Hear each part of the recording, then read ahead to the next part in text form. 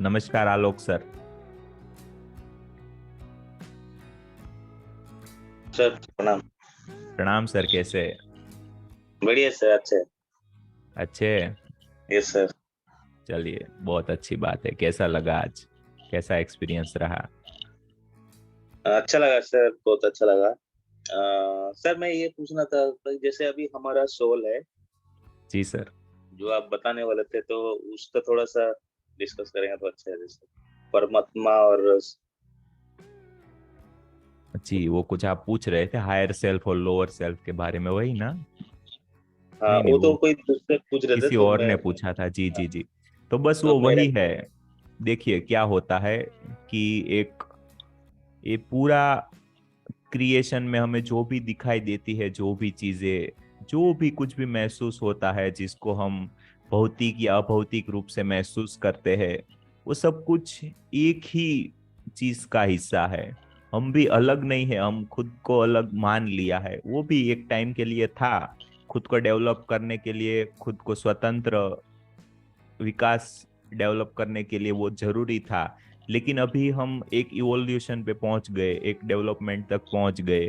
तो हमें वापस अपना जो कलेक्टिव स्वरूप है, कलेक्टिव रूप है, उसको याद करना है, उसको समझना है। ये पूरी पृथ्वी को आप देखें, उसमें हम ही खुद को सिर्फ अलग मान रहे हैं। कुछ भी अलग नहीं है, सब कुछ सिर्फ एक ही चीज का हिस्सा है। ये पूरी दुनिया को आप अपने सेल, अपना जो कोश होता है अपने बॉडी का, बॉडी सेल, उसके साथ आप कंपेयर कर सकते हैं। अपने जो भी हमारे अंदर है, जो भी हमारे सेल के अंदर है, वो सब कुछ इस पृथ्वी में है। पृथ्वी भी अपने आप में एक कॉन्शियसनेस है, उसका भी एक एनर्जी फ्रीक्वेंसी, एनर्जी लेवल है। तो ये सभी चीजें आपस में जुड़ी हुई है। तो ये सभी चीजों का जो एक कॉन्शियसनेस रहेगा, जो भी आप उसको जो भी नाम देना चाहो, लेकिन उसी को हम परमात्मा के नाम से या हायर सेल्फ के नाम से या उसको कुछ भी नाम दो, उसके नाम से हम जानते हैं।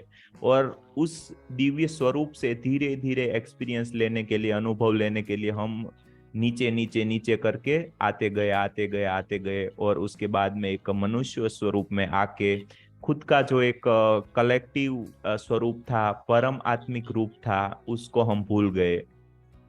तो बस यही है हमारा जो हायर सेल्फ है। और हमारा जो उससे हम जो अलग रूप मानते हैं, जो लोअर स्वरूप है, जिसका डायमेंशन लो है, जो बस उसको 3 या 4 डायमेंशन तक ही समझ में आती है चीजें, तो वही है हमारा आत्मिक या लोअर बीइंग, या जो भी वो ये इंद्रियों के द्वारा इस दुनिया को समझने का, महसूस करने का प्रयास करता है, वही होता है हमारा आत्मिक स्वरूप। तो बस वही हमारा काम है, हमें आत्मिक स्वरूप से ऊपर उठ के धीरे धीरे धीरे धीरे आगे बढ़ते बढ़ते उस परमात्मिक रूप में पहुंचना है।